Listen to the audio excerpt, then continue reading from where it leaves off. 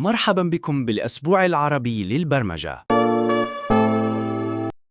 مقدمة من الفريق الذهبي فاطمة محمد وتسنيم وهب الله.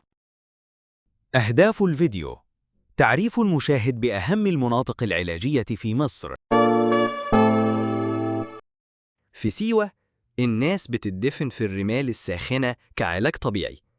الرمل السخن بيساعد على علاج الروماتيزم وتسكين آلام الظهر والمفاصل. ناس من مصر ومن دول تانية بييجوا مخصوص علشان يجربوا العلاج ده.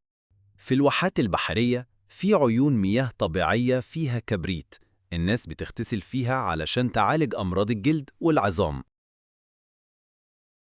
بين جبال سانتا كاترين العالية، مش بس الجمال الطبيعي هو اللي بيشدك، ده كمان المكان يعتبر منتجع علاجي طبيعي من غير أي تدخل بشري.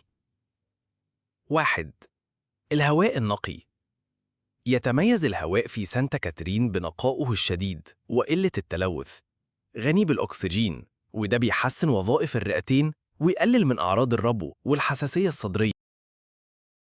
بحيرات الملح في سيوة مياه مالحة جدا، الجسم بيطفو فيها بسهولة. الناس بييجوا هنا علشان يريحوا جسمهم ويعالجوا بشرتهم من غير أي دواء. Thanks for watching.